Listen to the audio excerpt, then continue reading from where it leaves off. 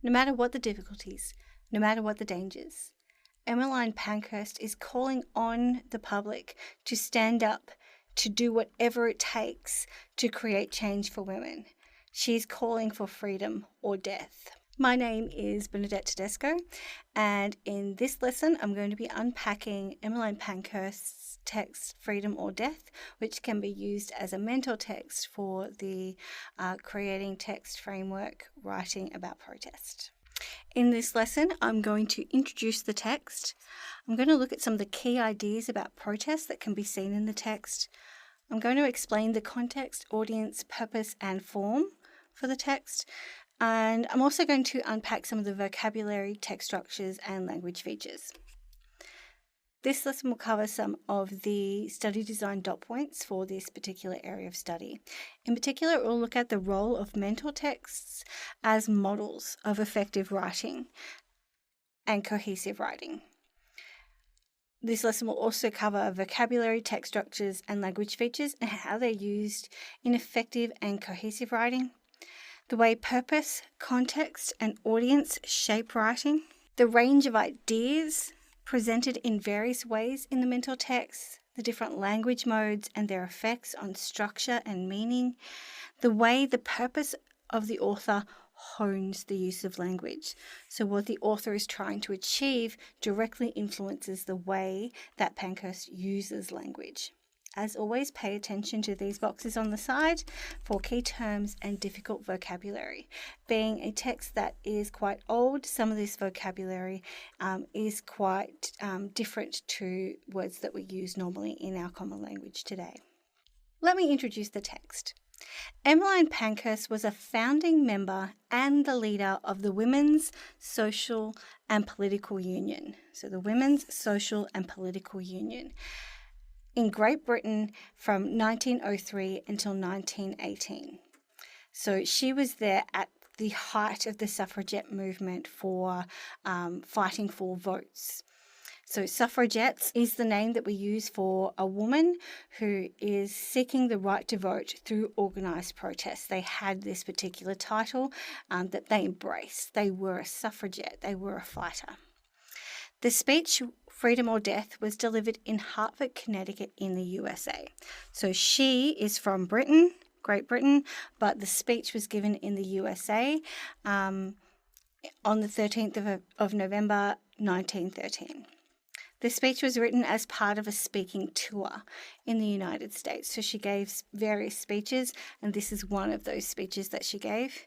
She was there to promote the suffragette cause and to raise money for WSPU. Something that's quite interesting is that while she was on this speaking tour, she was actually on temporary release from prison. She had been imprisoned a number of times. It came after 18 months in which she'd been imprisoned several times by the British authorities and had gone on hunger strikes. So she'd been given permission to temporarily leave prison, and during that time when she was on temporary leave, she went off on this speaking tour.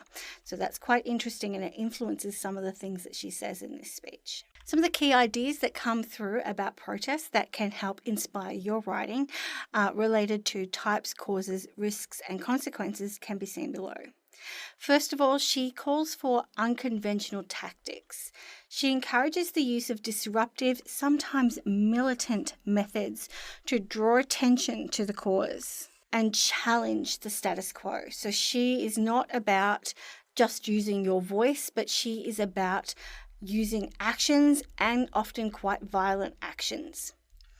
She's also talking about the need for persistence, the importance of making continual noise, and being to ensure that demands are not ignored or dismissed. So you can't just pass over the message because before it goes out of the news cycle, there'll be another thing that draws their attention back to their call for the right to vote. The other idea is the right to self-determination.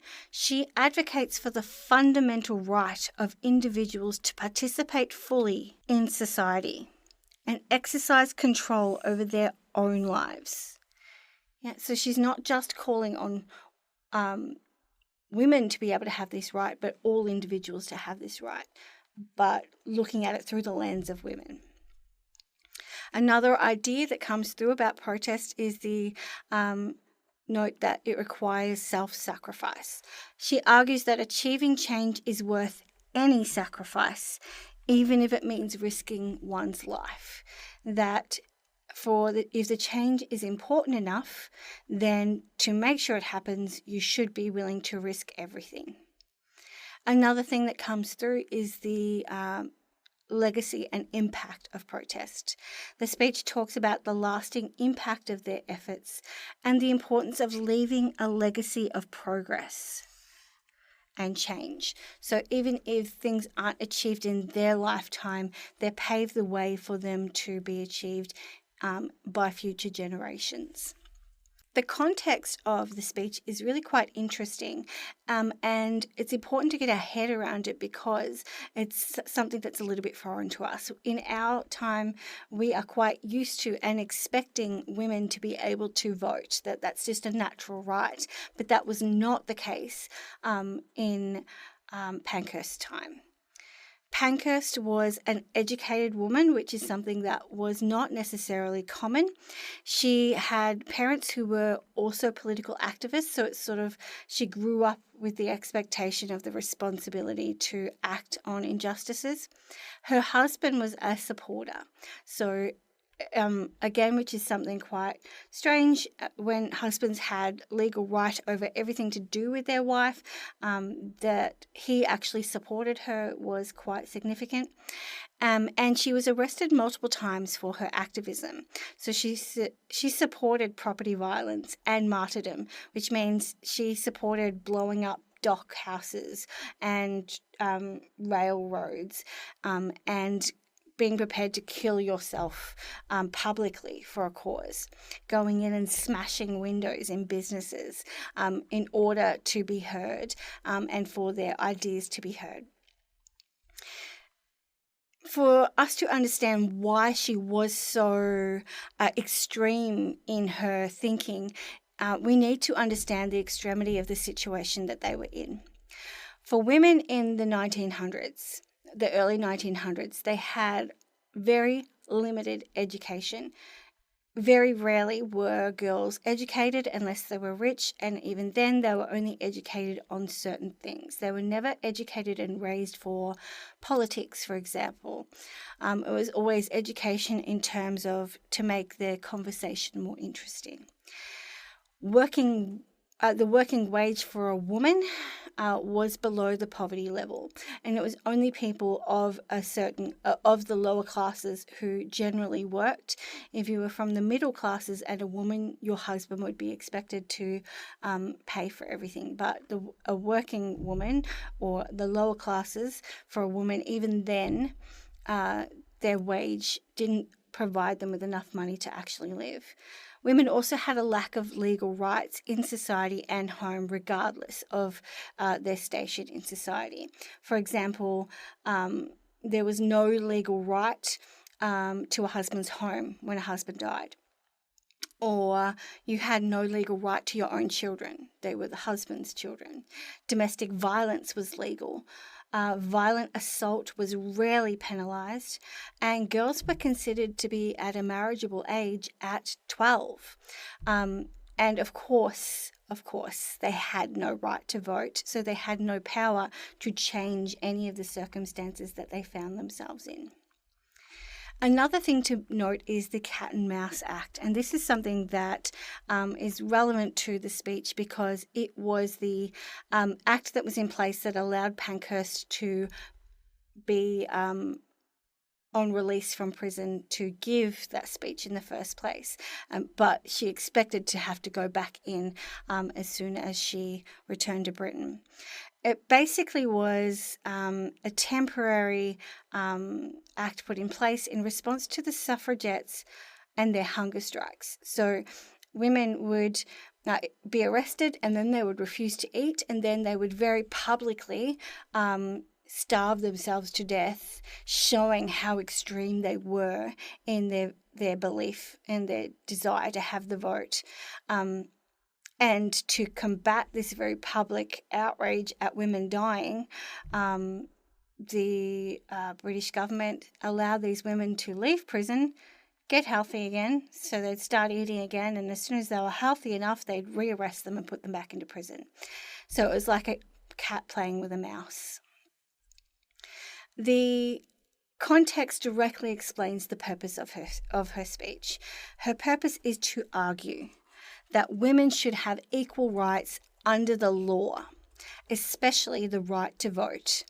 And her other purpose is to justify the use of militant tactics. So they were often criticised, the suffragettes were criticised for using quite aggressive and violent tactics. And she uses this speech to justify why it was necessary to use such militant tactics in the fight against gender-based discrimination. And she uses this speech as a way not just to argue for rights and to justify their tactics, but also to appeal to the audience to give funds to the cause as well. The context is directly relevant to the audience. So her primary audience is American women.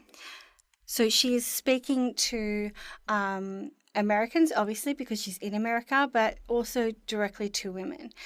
But she was also speaking to American men who might make donations to the cause, especially those who lived in Hartford, where the speech was taking place. She uses a number of strategies to speak directly to her American audience, drawing on their common contextual knowledge of things that happened in American history. For example, all of her audience would have been aware of the Boston Tea Party. This was a protest in 1773 where American colonists, disguised as Native Americans, dumped British tea into the Boston Harbour in defiance of British taxation policies. It symbolised colonial resistance against British taxation without representation, and it fueled momentum for the American Revolution. So she's referring to a previous protest against that the Americans had participated in against the British.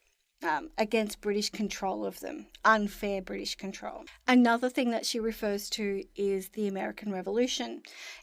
It was a colonial rebellion against the British in 1775, and it went to 1783. So America was a British colony, and they rose up and overthrew the British and took control of their own country. So it turned into an American United States of America. It was caused by various factors, including the colonial discontent with the British taxation, a desire for independence, and ideological differences about government and about the role of government and rule. There's also the references to the American Civil War. A civil war is a conflict between organised groups within the same country. The American Civil War was fought from 1861 to 1865, and it was between the northern states and the southern states, and it was mainly around slavery and the states' rights, what rights different states had. And the final contextual reference that she makes is to forefathers. Americans would be very familiar even today with that phrase. It refers directly to the men who drafted the Declaration of Independence and the US Constitution, which happened during the American Revolution, as well as other influential leaders, thinkers, and pioneers from the colony of America and the Revolutionary period. So these people are all referred to as forefathers. And so when she uses this in her speech, she's directly talking to her American audience. The form of her text is quite significant and it's deliberate. This text is a speech, and there are several reasons Pankhurst used speeches to convey her message. So her main purpose was to argue and persuade, making the speech the perfect form to reach a broader audience. Even those who were not educated, remember that many women weren't educated, and so speech and oral language was a very effective way to get the message across to them. A speech allows her to convey emotions effectively, especially passion and urgency, in a way that can be hard to come across in the written form.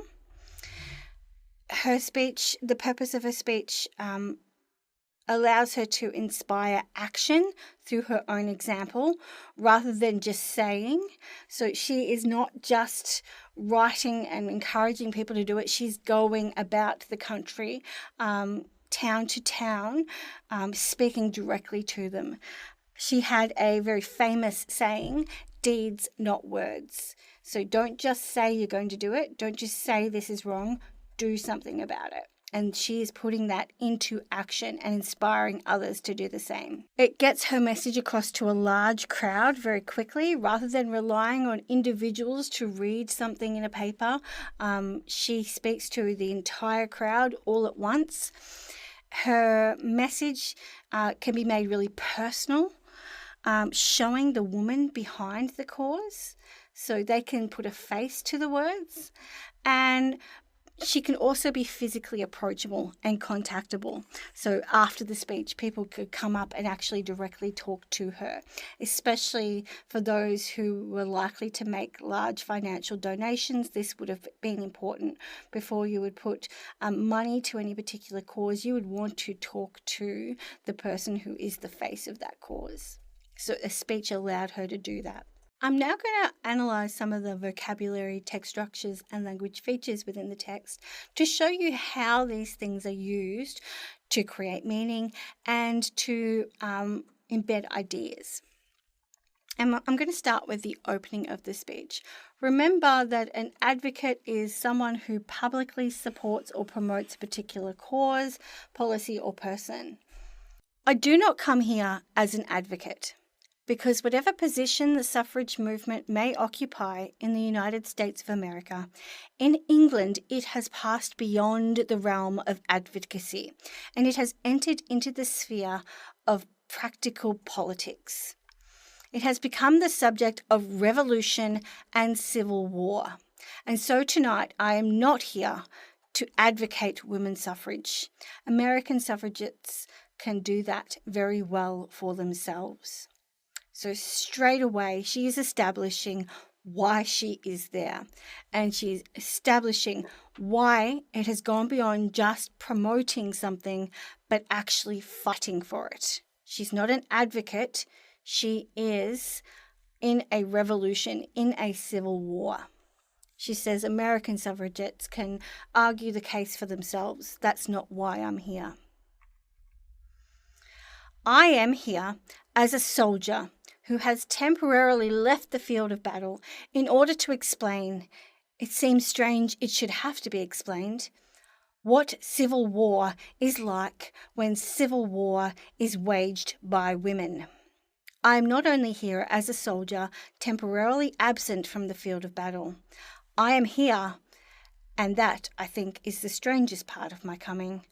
I am here as a person who, according to the law courts of my country, it has decided is of no value to the community at all.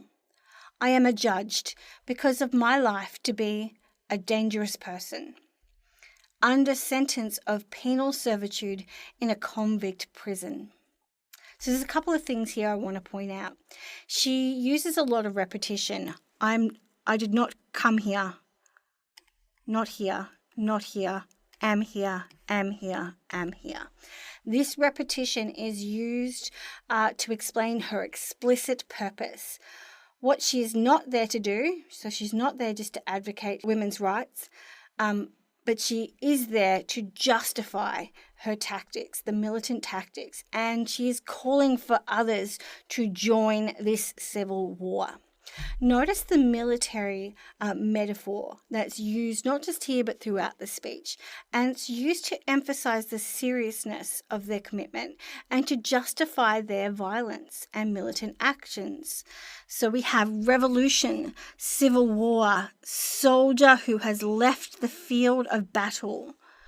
Yeah, so she is directly relating herself, comparing herself to soldiers who fight and kill and who do what is necessary in order to promote and ensure that their cause wins or their cause is successful.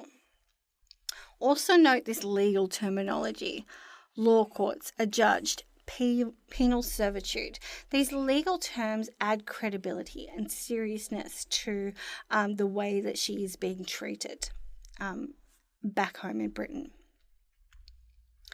It is not at all difficult if revolutionaries come to you from Russia, if they come to you from China, or from any other part of the world, if they are men. But since I am a woman, it is necessary to explain why women have adopted revolutionary methods in order to win the rights of citizenship. We women, in trying to make our case clear, always have to make as part of our argument and urge upon men in our audience the fact, a very simple fact, that women are human beings. A couple of things I want you to notice here. Again, I want you to notice the ideas, the unconventional, forceful tactics are needed. So we have that here and here. The idea of being forcefully and aggressively involved in the cause. We also have the contrast between the male situation and the female situation. She's referred to revolutionaries from Russia and China, which is a contextual thing. But she's saying that even though they're from other countries, they are listened to because they are men. But we women are not listened to, even though they are from that country. She has this collective pronoun, we women, our case, our argument, our audience. These collective pronouns assume a unity of women, and they assume a common experience of women. It creates this sense of solidarity between all of the women of that country and women in other countries who are in a similar situation. Notice she also has this here, a very simple fact. She amplifies this through the use of the dash and that repetition of fact. She's amplifying this to draw attention to how ridiculous it is, that she would have to explain that women are human beings. She's highlighting the absurdity of that fact, that they have to explain it. I'd like you to have a go at this multiple choice activity. Why does Pankhurst use an extended military metaphor to describe the suffragettes' fight for the right to vote? So referring to the Civil War and her being a soldier. Why does she use that to describe their fight? Good luck. Okay, so how'd you go? Hopefully you were able to identify that D was the correct answer. So the first statement is because the suffragettes killed people, that's why they were sent to jail. She doesn't really want to draw attention to the violence of it, and it's not actually confirmed whether they literally killed people. It was more property damage that she refers to in those military tactics. Because suffragettes are an organised group of armed personnel trained for warfare, defence and military operations. Not quite. They didn't have guns and arms. They didn't actually fight in military operations like an army. So that's incorrect. C, to emphasise the hierarchical structure of the suffragette movement, comparing its leadership to commanding officers in an army. That's not the point either. She's not trying to say that there are more powerful people in the group and less powerful people. It's not the point at all. The point is to emphasise the seriousness of their commitment to fighting for equality. And she's also using that metaphor to justify their aggressive tactics. So if you were a soldier and you accept certain tactics, then therefore you should also accept the suffragette tactics because they are also soldiers in this metaphorical fight, this metaphorical war. I'm now going to have a look at the middle of the speech. We were called militant, and we were quite willing to accept the name. We were determined to press this question of the enfranchisement of women to the point where we were no longer to be ignored by the politicians. Note that repetition and the collective pronouns. We were, we were, we were. This again is to emphasize the ongoing commitment of the group despite facing those challenges and their unity. You have 2 babies, very hungry and wanting to be fed. One baby is a patient baby and waits indefinitely until its mother is ready to feed it. The other baby is an impatient baby and cries lustily, screams and kicks and makes everybody unpleasant until it is fed. Well, we know perfectly well which baby is attended first. That is the whole history of politics. You have to make more noise than anybody else. You have to make yourself more obtrusive than anybody else. You have to fill all the papers more than anybody else. In fact, you have to be there all the time and see that they do not snow you under. I hope you noticed how that built up as she went through. She's using this analogy of the babies to illustrate the nature of politics and the importance of making noise. The more noise you make, the more people pay attention to you, the more your needs are met. Also notice the repetition of the second person pronoun.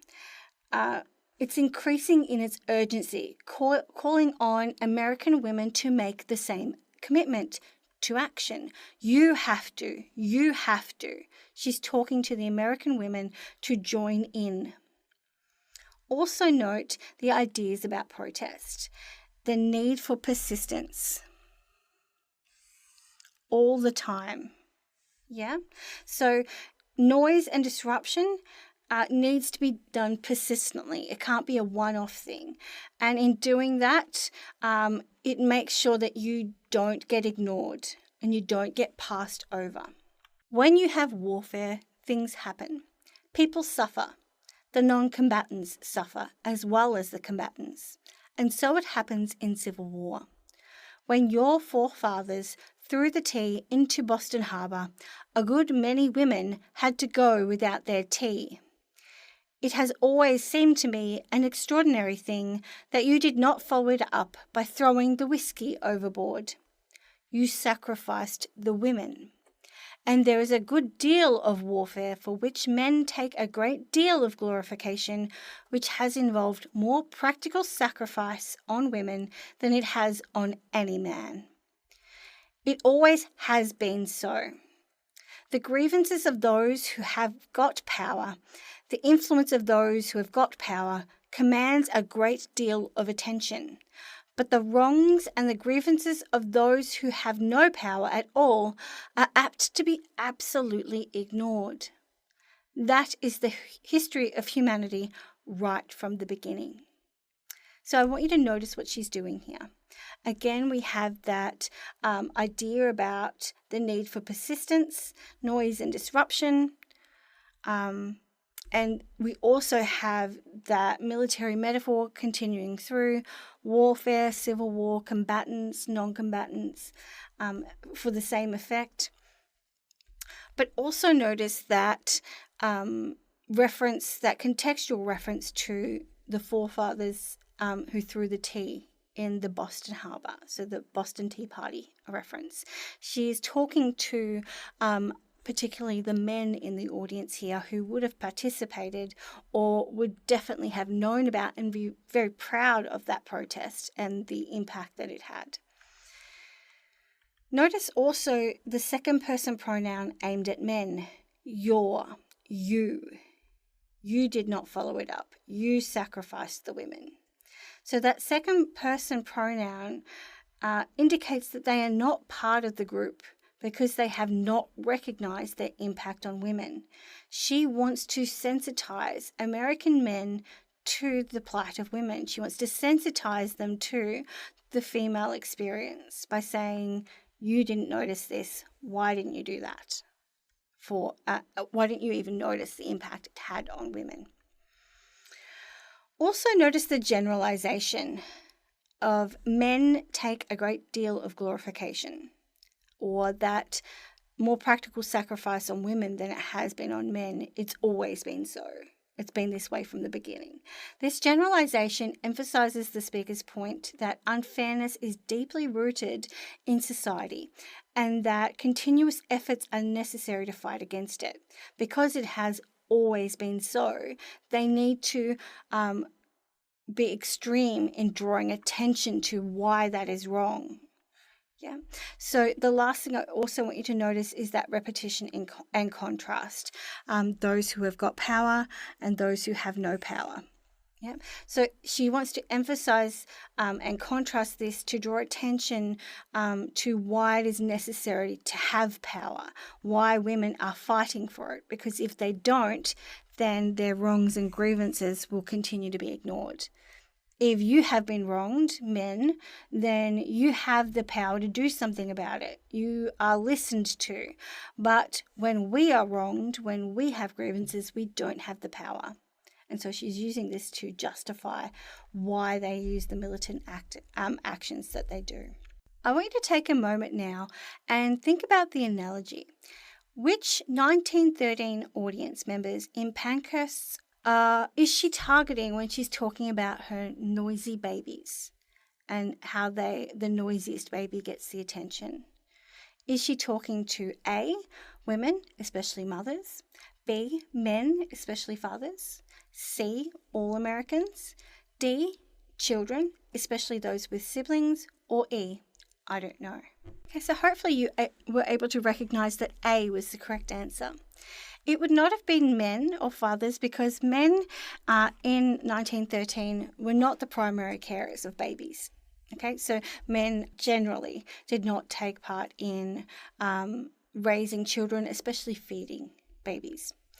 It wouldn't have been all Americans. It's too general. It's too big. And there's nothing specific about America to that analogy about babies. It's a human experience, not just an American experience. It wouldn't have been children because there wouldn't have been children in her audience, for starters, but also children would have learnt a very bad lesson from that they should be noisy and annoying to their parents. But it's not the point of what she's saying. She was speaking to women, especially mothers, and she was using an analogy that women would understand. Yeah. So that rearing of children, especially taking care of babies, dominated their life, dominated their day. And so she's using a situation, an example of their ordinary daily life to help explain herself and explain what they need to do in a way that they can connect to. Now I'm going to look at the end of the speech. Now, I want to say to you who think women cannot succeed, we have brought the government of England to this position, that it has to force this alternative. Either women are to be killed or women are to have the vote. I ask American men in this meeting, what would you say if your state were faced with that alternative? That you must either kill them or give them citizenship. While there is only one answer to that alternative, there is only one way out. You must give those women the vote. Note the direct address here. You who think women cannot succeed. What would you say? You must. You must. She's speaking directly to the men in her audience. Notice the false dichotomy that she's setting up, this binary, that you either kill women or you make them citizens, and that's the only option you have. Yeah. So she's setting it up so that they only have these two options, these two possibilities, which are quite extreme, without letting them or giving them time to think about the fact that there could be alternative options to that. Also notice that repetition, only one answer to that alternative. There is only one way out, one answer, one way. She's reduced this quite complex situation in her society down to one solution. This is the solution and you must do it. So she's forcing her audience, especially the males in her audience, to think that they must agree with her. In this next part of the speech, it uses a word that we no longer use in modern language. It is a little bit uncomfortable to say. Again, please note that this is not a term that is acceptable to use in society anymore, but just to respect the original language of the speech, I will read it as it is written, but outside of this particular direct quote, I would not use that language, and I would not encourage you to use that language either. You won your freedom in America when you had the revolution, by bloodshed, by sacrificing human life. You won the Civil War by the sacrifice of human life when you decided to emancipate the Negro. You have left it to women in your land. The men of all civilized countries have left it to women to work out their own salvation. That is the way in which we women of England are doing. Human life for us is sacred, but we say if any life is to be sacrificed, it shall be ours.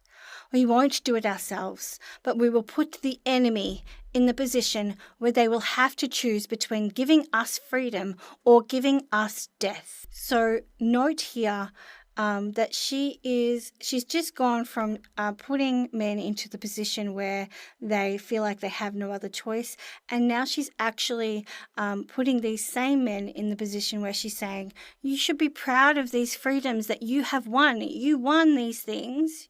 You won freedom for America. You won freedom for the African Americans in your country, but you have not even fought for the women in your land. And so you've left it to us to have to fight it. Yeah, so she's trying to say you should join the fight.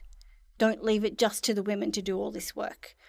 You've done it in the past, and you are proud that you have done it, and we are proud of you for having done it. So now we want you to now fight for the women in your country as well. Notice this idea about protest is also coming through. The extreme sacrifice is needed and is often the consequence of protest. She's talking about human life and sacrificing human life. And note also the historical reference to the American Revolution and the American Civil War. This appeals to them directly, especially the rivalry between America and Britain. America is very proud of the fact that they won twice, and she wants to encourage that pride and encourage them to take that pride and that forward thinking to the fight for women as well. So here am I come in the intervals of prison appearance. I come after having been 4 times imprisoned under the Cat and Mouse Act, probably going back to be rearrested as soon as I set my foot on British soil. I come to ask you to help to win this fight. If we win it, this hardest of all fights, then, to be sure, in the future it is going to be made easier for women all over the world to win their fight when their time comes. Okay, so she's repeating, I come, and that's hinting back to the way she started the speech. I am here, I am not here. She's saying, I come for this reason. I come to ask you to help. And so that repetition is used to draw attention to the urgency, leaving little room for doubt. Also note that short sentence, so here am I. That abrupt change of pace indicates that she is drawing her speech to a close. She's had all these long sentences, and then it would be expected that this particular bit would probably be a pause. So here am I. She's signposting that the speech is about to end. And she's signposting that she's using actions, not just words. Yeah. The other thing to note is the little anecdote that she's adding in there. She's adding authenticity and evidence of personal experience and sacrifice. She's leading by example, and she's showing the audience that she's acting, not just saying. She's acting on what she says she's going to do. Deeds, not words. Also note that call to action. Ask you to help win this fight. Yeah, so this would be not just the women that she wants to join her or the men that she wants to join her, but also the people that she wants to donate to the cause. And the final thing is an idea about protest.